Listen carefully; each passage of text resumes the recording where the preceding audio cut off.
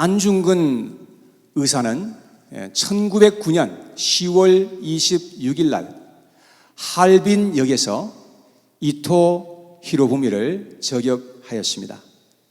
그래서 그는 30세의 젊은 나이로 교수형을 받고 순국을 하였던 것입니다. 그는 오직 조국을 일본의 압제에서 구하기 위해서 그런 놀라운 일을 감행하고 자신의 목숨을 던졌던 것입니다. 그런데 그의 어머니가 아들에게 보낸 편지가 참 감동적입니다. 장한 아들 보아라. 내가 어미보다 먼저 죽는 것을 불효라고 생각해서는 안 된다. 너의 죽음은 한 사람이 아닌 조선 전체의 공분을 짊어지는 것이다. 나라를 위해 땀만 먹지 말고 죽어라. 대의를 위해서 죽는 것이 어미에게 대한 효도다. 내가 입을 수의를 지어보내니 이 옷을 입고 잘 가거라. 어미는 현세에서 재회하길 기대하지 않으니 다음 세상에서는 선량한 천부의 아들이 되어 이 세상에 나오너라. 자신의 아들을 죽음으로 내모는 어머니도 참 대단하고 그의 어머니의 뜻을 따라서 자신의 목숨을 버리는 아들도 참 대단합니다. 한 나라를 일본의 압제에서 벗어나게 하려 했던 그들의 헌신을 우리가 보게 됩니다. 그런데 예수 그리스도는 온 세상에 수많은 영혼들을 영원히 구원하시기 위해서 이 땅에 오셨고 십자가에서 죽으셨다고 하는 것입니다. 예수님은 전적으로 우리의 죄를 대신해서 십자가에서 고난당하시고 희생당하셨다는 것입니다. 예수님께서는 우리의 그 많고 중한 죄악을 대신 자신이 짊어지시고 자신의 몸을 내어주셨다는 것입니다. 그래서 온몸이 갈기갈기 찢어졌던 것입니다. 성경에 보면 예수님은 7번 몸이 찢기셨다고 그렇게 되어 있습니다. 첫 번째는 예수님의 그 마음이 찢겨지신 것입니다. 예수님은 이 세상에 오셔서 사시면서 애통해 하시고 통회하신 그러한 이야기가 성경에 기록되어 있지 않습니까? 그래서 히브리서 5장 7절에 보면 이렇게 기록이 되어 있습니다. 예수님은 육체에 계실 때에 자기를 죽음에서 능히 구원하실 이에게 심한 통곡과 눈물로 간구와 소원을 올렸고 그의 경건하심으로 말미암아 들으심을 얻었느니라. 자, 예수님은 우리의 죄악으로 말미암아서 고통을 당하시고 그렇게 주님께서 통곡하셨던 그런 사실들을 우리가 볼 수가 있는 것입니다. 우리를 위해서 주님께서 마음을 그렇게 찢기신 것입니다. 두 번째는 예수님은 너무 간절히 기도하시는 가운데 땀이 핏방울처럼 되어서 떨어졌다고 그렇게 성경은 기록하고 있습니다. 사람들이 너무 스트레스를 받거나 너무 간절하게 애를 쓰다가 보면 그러면 모세관을 파괴하는 과학 성분이 이렇게 나온다고 합니다. 그래서 땀샘으로 소량의 피가 흘러 들어가서 그래서 땀을 흘릴 때에 피가 섞여서 나오는 경우가 있다고 그렇게 말합니다. 예수님의 모세 혈관이 찢기신 것이죠. 그 다음 세 번째, 예수님의 머리가 찢기신 것입니다. 군병들이 가시면류관을 만들어서 예수님의 머리에 씌웁니다. 그리고 갈대로 예수님의 머리를 때렸다고 성경에 그렇게 나와 있죠. 그러니까 어떻게 됩니까? 이 가시가 머리를 파고 들어가서 계속해서 깊이 찔린 겁니다. 그러면 피가 나와서 얼굴을 아마 줄줄 흘러내려서 얼굴을 타고 내렸을 겁니다. 예수님께서 얼마나 큰 고통을 받으셨겠습니까? 네 번째, 예수님의 온몸이 채찍에 맞아서 찢겨지신 것입니다. 채찍 끝에는 이 쇠고치나 뼈 조각을 이렇게 달아놔가지고 이 채찍으로 때리게 되면 그것이 몸속으로 파고 들어간다는 겁니다. 그 채찍을 땡기면 거기에 이 살점이 딸려 나오는 큰 그 고통을 당한다는 것입니다. 그래서 예수님의 몸이 상처투성이가 된 거예요. 그리고 온몸이 그냥 너덜너덜해질 정도로 그렇게 채찍에 맞으신 겁니다. 다섯 번째, 예수님은 양손에 대못을 박히십니다. 예수님을 십자가 위에 눕혀놓고 그리고 대못으로 예수님의 손에 꽉꽉 예수님께서 그렇게 그 대못이 박히신 겁니다. 그리고 예수님은 양발에도 대못이 박히셨습니다. 그래서 예수님께서 십자가에 달리셔서 얼마나 그렇게 심하게 고통하시고 괴로워하셨는지를 우리가 알게 됩니다. 일곱 번째, 예수님은 군병들에 의해서 옆구리에 창이 찔립니다. 그때에 옆구리에서 물과 피가 쏟아졌다고 성경은 자세하게 기록하고 있습니다. 예수님이 이렇게 온몸이 찢기시고 피를 흘리신 것은 전적으로 100% 우리를 위해서 그렇게 하신 것이라고 성경은 말씀하고 있습니다. 그래서 이사야서 53장 5절에서 6절에 보니까 이렇게 예수님에 대해서 말씀합니다. 그가 찔림은 우리의 허물 때문이요, 그가 상함은 우리의 죄악 때문이라. 그가 징계를 받음으로 우리는 평화를 누리고 그가 채찍에 맞음으로 우리는 나음을 받았도다. 우리는 다 양 같아서 그릇 행하여 각기 제 갈 길로 갔거늘 여호와께서는 우리 모두의 죄악을 그에게 담당시키셨도다.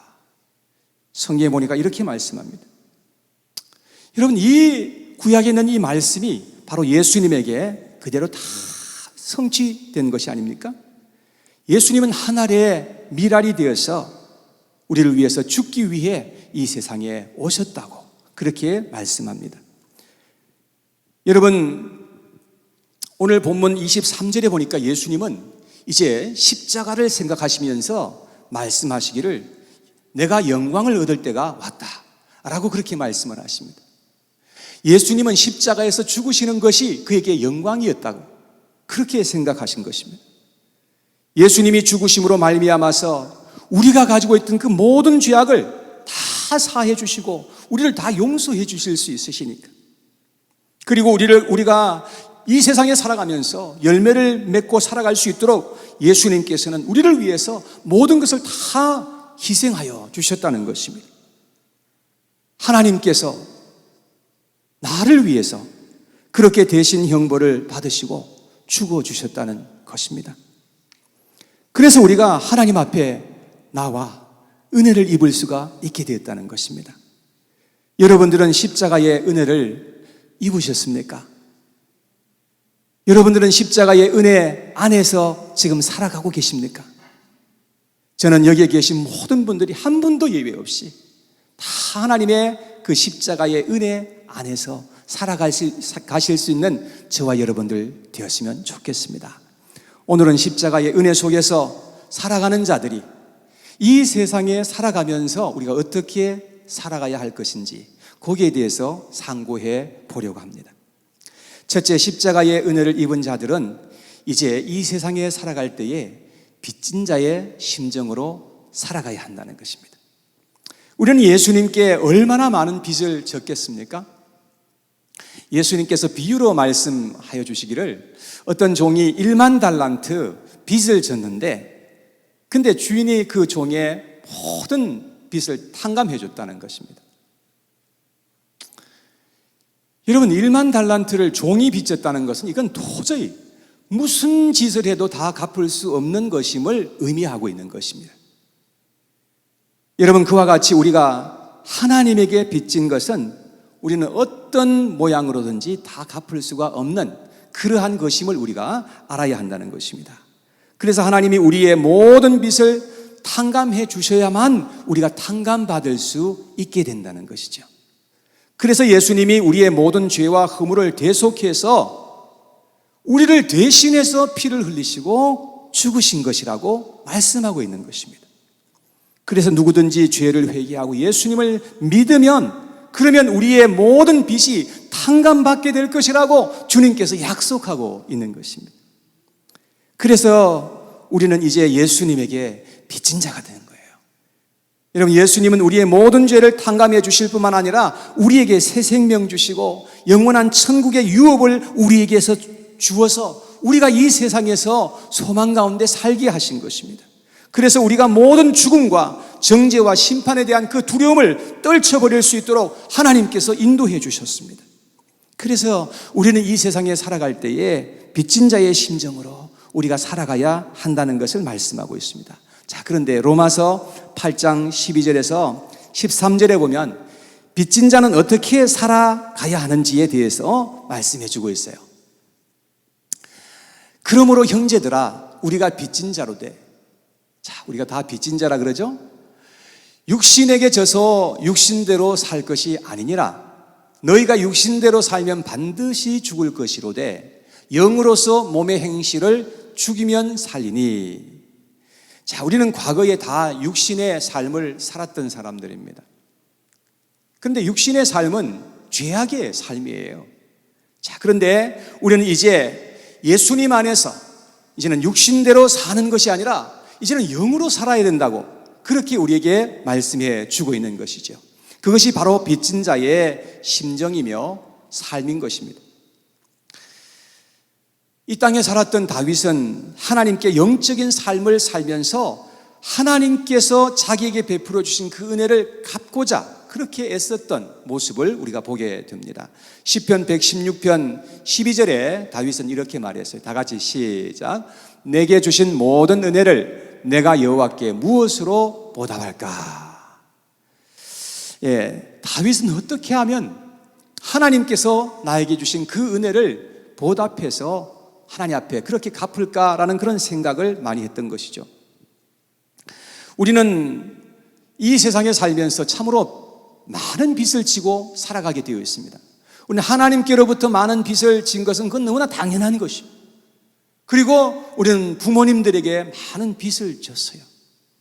그리고 우리는 선생님들에게도 많은 빚을 졌고요. 그리고 우리는 이웃들에게도 많은 빚을 지고 우리는 살았어요. 그리고 지금도 우리 이웃들에게 우리는 빚지고 살아가는 그런 존재들인 것입니다. 그래서 철이 든 사람들, 특별히 영적으로 철이 든 사람들은 어떻게 하든지 이 세상에 살아가는 동안에 빚을 갚으며 살고자 하는 그런 마음 자세로 이 세상을 살아가게 되는 것입니다. 사랑하는 여러분, 아직까지도 무엇을 자꾸 받으려고 하시고 나의 이익을 추구하면서 그렇게 살아가십니까? 사랑하는 여러분, 우리는 이제 이 세상에 살아갈 때에 자꾸 이제는 나누어 주고 내 것을 가지고 섬기고 흩어서 구제하는 삶을 우리는 살아가도록 해야 하지 않겠습니까? 예수님께서는 말씀하시기를 주는 것이 받는 것보다 복이 있다 라고 그렇게 말씀을 하셨습니다. 사랑하는 여러분, 어떻게 하든지 이 땅에 살아가면서 빚진 자의 심정으로 그렇게 살아갈 수 있는 저와 여러분들 모두 다 되었으면 좋겠습니다. 두 번째, 십자가의 은혜를 입은 자는 예수님처럼 나도 죽고자 하는 그런 마음이 있어야 한다는 것입니다.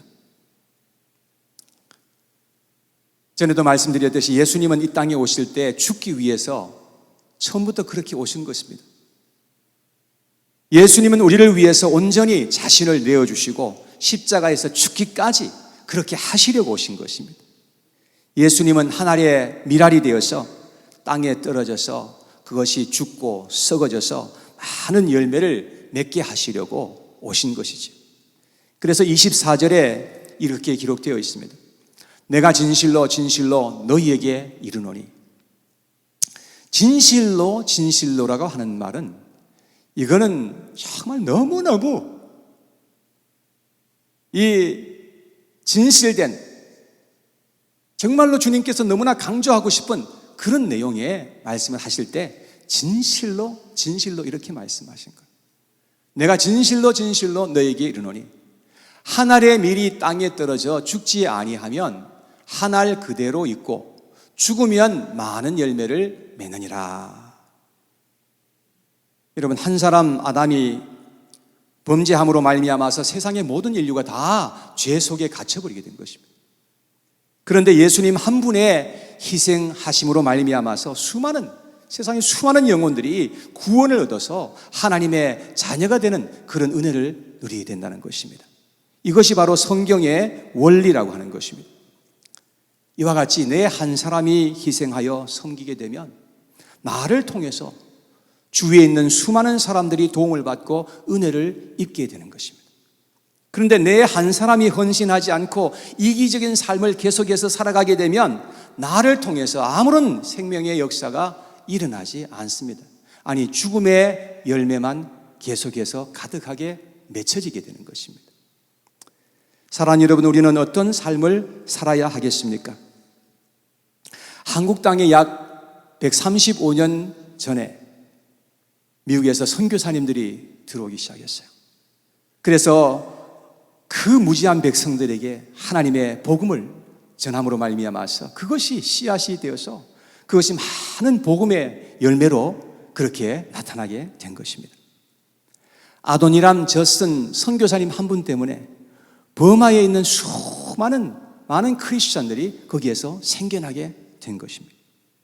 선교사님들의 목숨을 건 헌신 때문에 놀라운 기적의 역사가 세상에 생겨지게 된 것이죠. 예수님은 마태복음 16장 24절에 믿는 제자들에게 두 가지를 제안하셨습니다.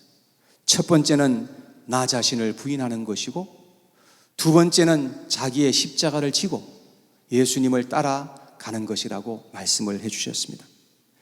이 말씀을 다른 말로 하게 되면 내 자신을 희생할 각오를 하고 예수님을 따라가야 한다는 것을 말씀하는 겁니다. 그러시면서 오늘 본문 25절에 또 이렇게 말씀을 하셨어요. 자기의 생명을 사랑하는 자는 잃어버릴 것이요, 이 세상에서 자기의 생명을 미워하는 자는 영생하도록 보존하리라. 자기가 살겠다고, 남은 뭐 어떻게 되든지 말지 자기 혼자 살겠다고 희생하지 않게 되면 자기의 생명도 잃어버리게 되는 결과가 초래된다는 것입니다. 그러나 자신의 것을 희생하여 죽고자 하면서 그렇게 나아갈 때에 사는 일이 생겨지게 된다는 것입니다. 여러분, 이것이 바로 기독교 정신이 아니겠습니까? 기독교의 정신은 희생이에요. 희생 없이 교회를 다니는 것은 축구를 하면서 헛발질을 하는 것과 마찬가지예요. 축구를 할 때 볼을 차야지 자꾸 그냥 허공을 차고 헛발질하면 뭐 아무런 소용도 없는 거죠. 여러분, 희생과 수고를 아끼지 않는 헌신적인 삶을 저와 여러분들이 함께 살아갈 수 있게 되기를 간절히 원합니다. 아멘 하실 수 있겠습니까? 네.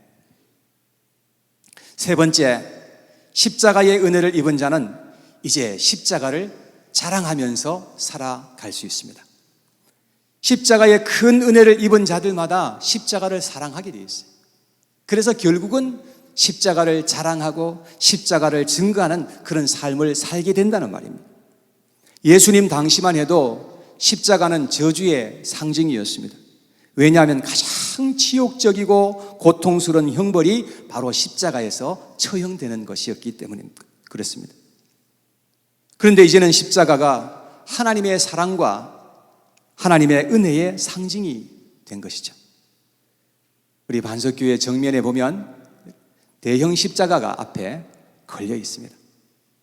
그리고 바깥에는 지붕 저 꼭대기에 십자가가 높이 매달려 있습니다. 어떤 사람들은 십자가를 가지고 집을 장식하는 그런 사람들도 있고 목에 걸고 다니는 사람들도 실제 있는 것을 보게 됩니다. 여러분, 십자가에 담긴 의미가 너무 아름답고 복되기 때문에 그런 것이 아니겠습니까? 그래서 사도 바울은 가는 곳마다 예수님의 죽음을 증거하고 십자가의 도를 증거했던 것을 우리는 성경을 통해서 보게 되는 것입니다. 고린도전서 2장 2절에 보니까 이런 말씀이 기록되어 있어요. 내가 너희 중에서 예수 그리스도와 그가 십자가에 못 박히신 것 외에는 아무것도 알지 아니하기로 작정하였습니다. 여러분, 사도 바울이 이 고린도 교회에 갔을 때에, 고린도 지역에 갔을 때에 하나님을 증거했는데 그는 지혜로운 그런 말을 담아서, 아름다운 그런 말을 담아서 그렇게 복음을 증거해 보려고 했던 것입니다. 근데 그 결과는 실패였습니다. 그래가지고 그는 아주 그냥 단순한 복음을 증거하고 나머지는 성령께 다 맡겨버렸어요. 오직 예수님이 죽으셨다, 당신들을 위해서 예수님이 죽으셨다. 이것만 증거한 거예요. 그럴 때 성령께서 친히 행하여 주셨던 것을 말씀하고 있는 것입니다. 그래서 갈라디아서 6장 14절에 사도 바울은 이렇게 고백했어요. 다 같이 시작. 그러나 내게는 우리 주 예수 그리스도의 십자가 외에 결코 자랑할 것이 없으니 그리스도로 말미암아 세상이 나를 대하여 십자가에 못 박히고 내가 또한 세상을 대하여 그러하니라. 이 세상의 그 어떤 지식과 철학과 학문보다 십자가의 메시지가 가장 아름답고 능력 있다는 것을 여러분 믿으시기를 바랍니다. 십자가는 바로 하나님의 지혜와 능력이기 때문입니다. 그러므로 우리는 예수님처럼 십자가를 짊어지려고 해야 합니다.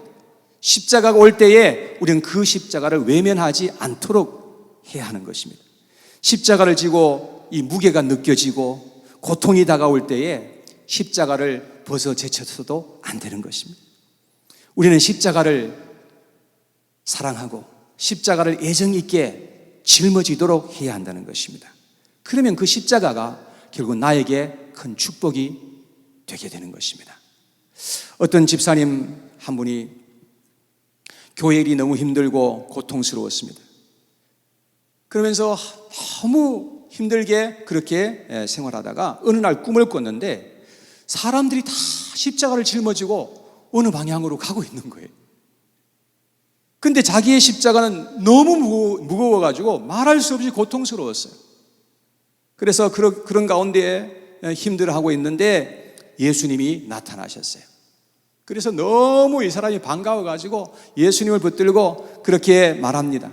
이 십자가가 너무 무거워요. 제발 이 십자가를 좀 어떻게 해주세요. 그러면서 불평을 했어요. 예수님은 목수시니까 십자가를 좀 잘라주시든지 어떻게 좀 해달라고. 그랬더니 진짜 예수님께서 톱을 가지고 십자가 중간을 턱 이렇게 잘라주시더래요. 그러니까 십자가가 이제 너무 가벼워졌어요. 그게 너무 좋아가지고 한참을 가는데 앞에 큰 구렁이 나타나는 거예요. 근데 보니까 사람들이 전부 다 자기가 짊어지고 가던 그 십자가를 척 하고 걸치더니만 그 십자가 위로 다 통과를 하는 거예요. 예. 근데 자기도 이제 십자가를 벗어갖고 걸치려고 하는데 이게 너무 짧아갖고 안 되는 거예요. 그래가지고 막 애통해하고 그렇게 그냥 발을 동동 굴리면서 그러다가 꿈에서 깨어났다고 하는 것입니다.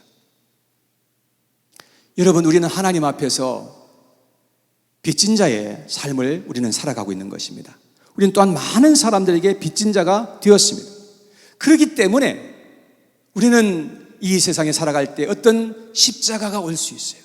우리는 어떤 고통이 올 수 있어요. 그럴 때에 우리는 그것을 애정 있게 지고 우리가 나가야 한다는 것입니다. 십자가는 우리의 부끄러움이 아니고 우리의 영광인 것입니다. 십자가가 고생이긴 하지만 그건 결코 불행이 아닌 것입니다. 십자가가 없이는 부활도 없는 것이죠. 우리가 하나님을 따라가는 일에 많은 고통과 아픔과 희생이 있을 수밖에 없는 것입니다. 여러분, 그럴 때 그것 때문에 불평하거나 낙심하지 마십시오. 우리는 고난이 오고 십자가가 올 때에 오히려 하나님께 감사하고 더욱더 간절히 기도하면서 하나님 앞에 나아가야 하는 것입니다.